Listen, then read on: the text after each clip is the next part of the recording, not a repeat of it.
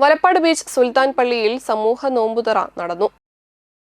സുൽത്താൻ പള്ളിയിൽ എല്ലാ ദിവസവും ലുലു ഗ്രൂപ്പ് നടത്തുന്ന മതസൗഹാർദ്ദത്തിന്റെ സമൂഹ ജീരകക്കഞ്ഞി വിതരണവും നോമ്പുതുറയും നടന്നു. അബ്ദുൽ സലാം ഉസ്താദ് നിസ്കാര ചടങ്ങുകൾക്കും നോമ്പുതുറയ്ക്കും നേതൃത്വം നൽകി. നിരവധി വിശ്വാസികളും പള്ളി കമ്മിറ്റി ഭാരവാഹികളും പങ്കെടുത്തു.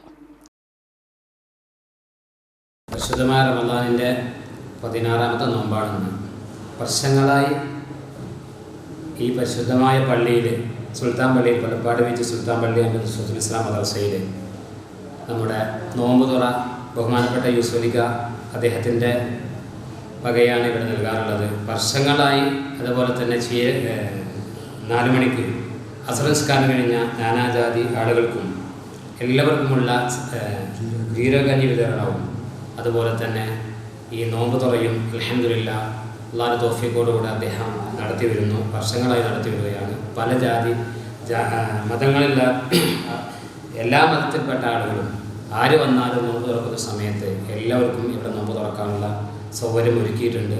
അദ്ദേഹം ഭക്ഷണം വിപുലമായി തന്നെ ഭക്ഷണം വയറ് നിറയെ ഭക്ഷണം കൊടുക്കുന്ന നമ്മുടെ അദ്ദേഹത്തിൻ്റെ പ്രവർത്തകരുണ്ട്.